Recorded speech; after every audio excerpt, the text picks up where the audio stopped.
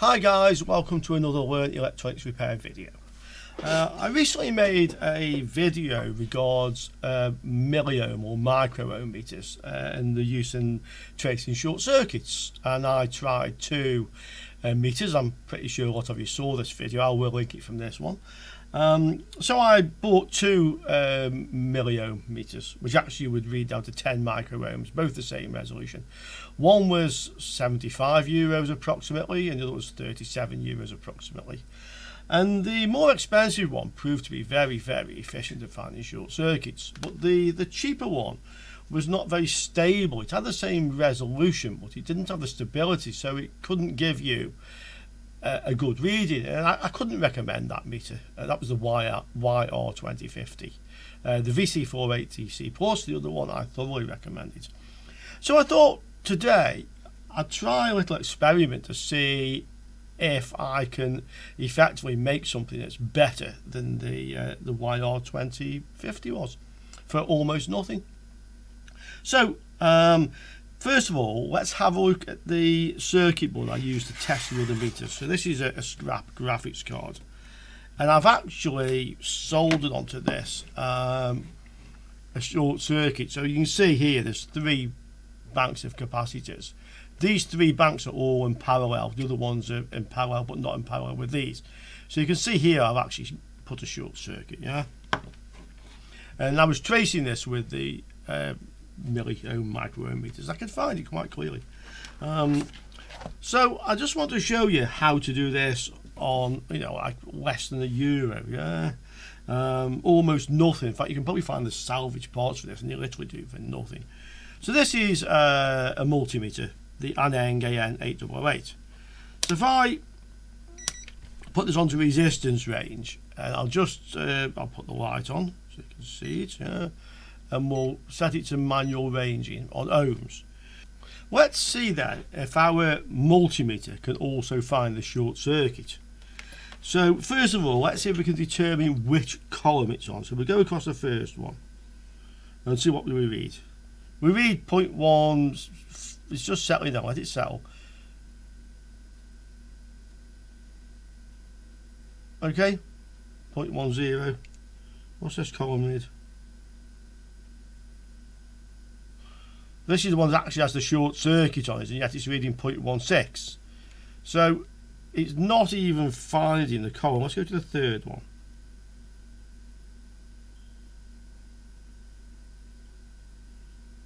.11, 0.12.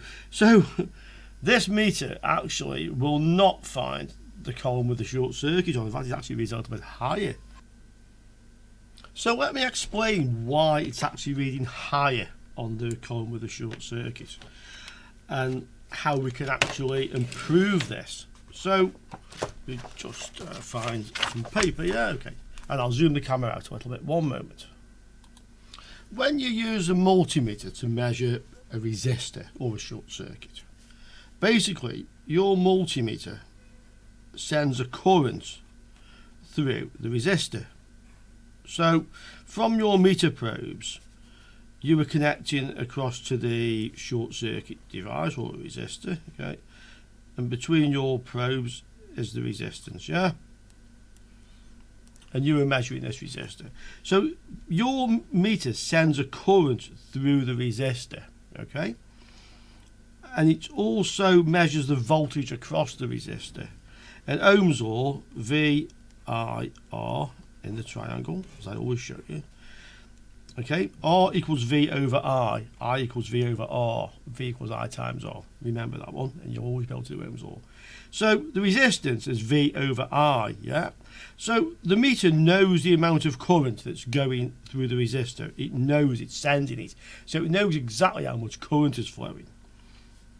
It also measures the voltage across the resistor, so it knows what I is, yeah. R equals V over I. It knows what I is, it measures the voltage, and that's how it calculates the resistance. But the thing is, it measures the resistance here, yeah, on the end of your meter probes. That's where it's measuring the voltage, sorry. It's measuring the voltage on the end of your meter probes.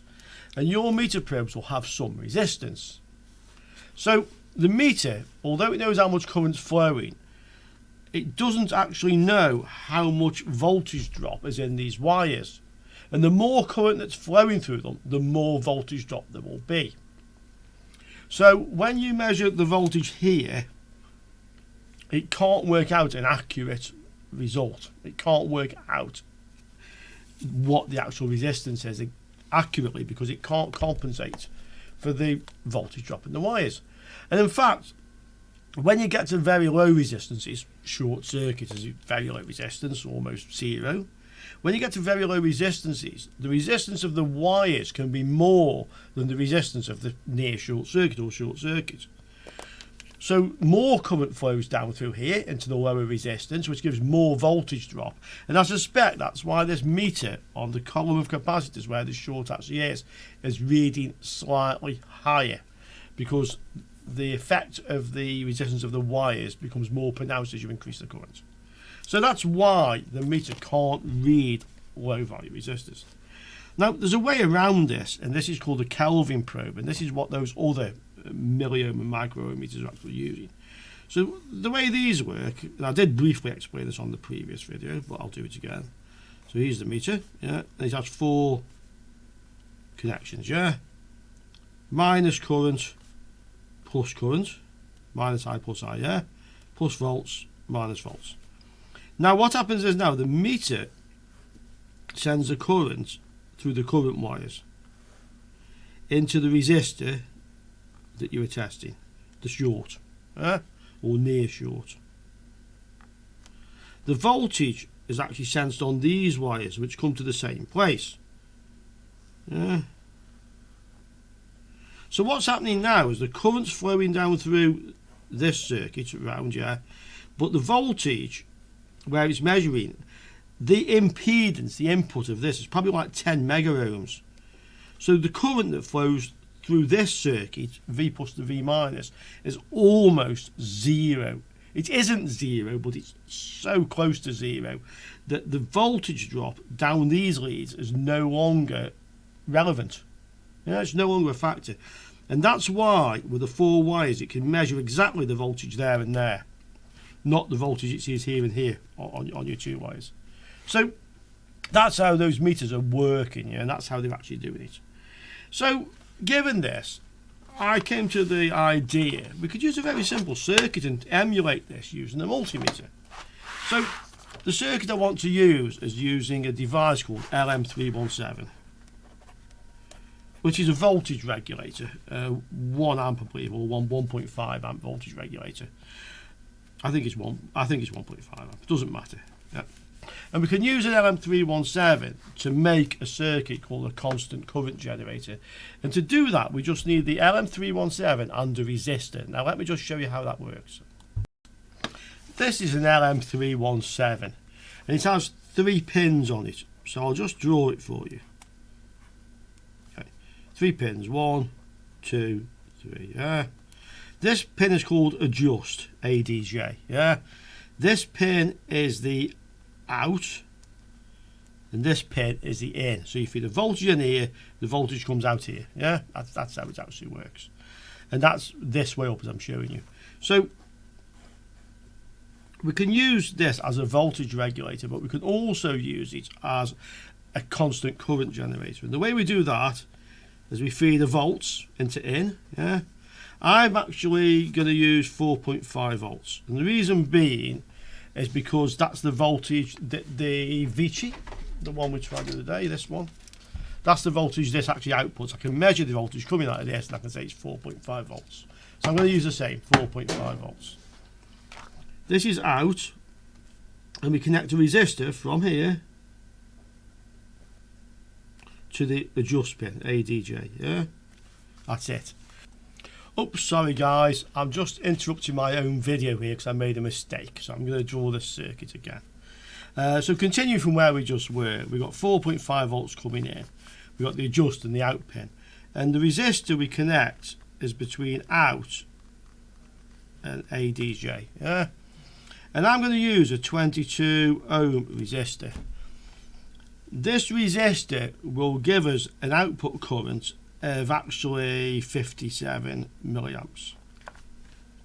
The reason I'm using 57 milliamps is because the Vici, when I look in the manual, tells me that on the lowest resistance range it actually generates out 100 milliamps, and on all the rest it's 50. Yeah, so I'm going to go close to what it's giving out. To get 50 milliamps, you actually need about a 25 ohm resistor, which is not a standard value, so I went with 22 ohm, which is a standard value, and that's the way I chose that. And then from here is your output, and this is a constant current source, 57, as I say, milliamps. Okay, so that's the circuit. Now let me show you how we're going to put this together. So the first thing we need to do this is a multimeter, and the multimeter needs to have a millivolts range. Now this an AN888 is quite inexpensive, maybe €20, and this actually has a resolution which is effectively 4 digits. Yeah, so this will actually read, if you can see, yeah, to 0.001 millivolts. Okay, depending on the range. It's auto range at the moment. I can actually set it to manual range on it. Yeah, so we can do that. So that's the meter that we're going to use. I could use my Fluke multimeter, but this only gives me to 0.1. Yeah, so use a meter something like the Aneng, something that's got a bit of resolution to it. Yeah, I would actually recommend this meter, but there's plenty of similar ones. So that's the meter we're going to use. We need 2 meter probes. Yeah, and we need an LM317 and a 22 ohm resistor. Now I've actually soldered this one ready together. So what do we have? We have a piece of wire connected to the in terminal. Yeah, we have the resistor between the out and the adjust, just like it shows in the diagram here. That's the resistor. Yeah, and then we have the wire on the out. Okay, and that's all we need. So the first thing we're going to do with this is find a few more bits I didn't mention. We need 2 of these. So these are basically just from these terminal blocks, and I've just taken the inserts out of 2 of them. Yeah, it's quite a chunky one. This needs to be big enough to go over the meter probe, and you'll notice that the meter probe is not long enough to come through one. So if we use one of these, we can do it this way. So we'll just adjust these outwards so it will slide in. So there's our meter probe, which now goes through. Okay, and attaching to this we want the out. I've put solder on the wires to make them hopefully get a good connection. So we take the wire, the out, into here, yeah, and we want the meter probe sticking out the end. Now we will just take a screwdriver and we will tighten this up. Okay, nothing high tech about this, guys, nothing high tech. I'll just easy with my fingers actually, and then tighten it up with the meter, with the screwdriver. Okay, so there's our regulator. If you were making one up permanently out of a spare meter probe, you can actually just take a little cable, zip tie, and fasten this onto here so it stays. Yeah, and this is where the voltage in comes in. So that's one of them. The negative lead is even more simple. So with the negative lead, we just need again one of these and a bit of, I'm using black wire. So again we put this on here, yeah, push it as far as it will go so the probe's sticking out at the end. So that's our 2 meter probes. So again we can just tighten this up. Okay, there we go, nice and tight. So that's the negative. We can now attach the probes to our meter. And we set it onto millivolts, so we just attach the probes to the meter. And the last thing we need to do is to put voltage into here. We'll use the red to the positive. Now you could use, I would suggest, 3 AA batteries or even AAA batteries in there, but I mean, bear in mind this is going to give about 50 milliamps, but you're not using it continually, yeah. But you need a 4.5, 5 volt supply. You could use a little 5 volt power supply. I'm using my bench power supply set to 4.5 volts, but really it isn't that important. You just need to get the voltage into here in that sort of voltage range. Yeah, batteries would be a good one. Okay, so we've done that. So let's see if our meter can now find the short circuit. First of all, does it know which column has the short on? So we'll just go to the first one and we read across it. And we're reading 0.280, 0.279, yeah? We'll now go to the next one. What's this one reading? This is reading about 0.25, 248, so that's definitely reading lower. What's this one reading? 296, that's a little bit higher. So again, it's showing us that the middle column does have the short. There's 5 capacitors, there's a little one at the end as well, so we'll start with that one. Let's go to the small one. That's reading 292. Next one. 260, 259, 252, 250. Next one. About the same, 254. This is where the short is. 196. This is the one afterwards. 231, 230. So this meter, this thing, which I just lashed together for like less than €1, is finding short circuits down to the capacitor in the block. And that, my friends, I think is very impressive. I don't know if I've seen anybody else do this before. And it just occurred to me after the last video, would it work? And yes, it does work. I mean, you can see, guys, it works. There's a couple ways we could modify this. One in particular, so I'll just show you on the diagram. Effectively, the resolution of this will depend on the current that's flowing. So the more current that's flowing, the higher the difference in the readings you'll see. So what you could do with this is you could take from here another 22 ohm resistor and connect a little switch between here. Yeah. So you could do that if you wish, and then you could switch this between about 50 milliamps and about 100 milliamps, which is what the Vici does when you're on the lowest reading. If you did that, you should see, well, twice the current, so you should see effectively twice the voltage drop. And you would think that the difference between, like, you know, a bad column and a good column would be even more so. So by switching the other resistor in, the 122 ohm, you're pretty much doubling the resolution of the meter. So that's one thing you could definitely do to change it. The other one would be to increase the voltage.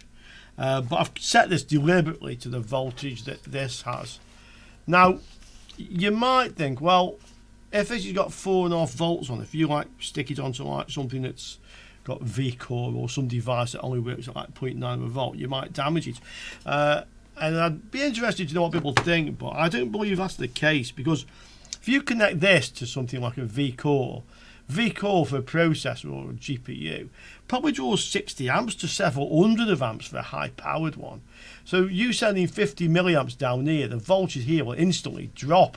This will limit the current to 50 or 100, and the voltage you see here will drop down to like 0.9 anyway. You know, whatever. In fact, you probably wouldn't get any lower than that, because that's the voltage drop you see if you use a test meter on diode mode. Yeah. So I don't believe it would actually damage devices. Okay, guys. So there you go. One ghetto method of putting together a very sensitive MicroOhm meter. Notice it's not measuring the resistance, by the way, it's just giving the voltage drop across it. But when you're short circuit finding, you don't really care what the resistance is.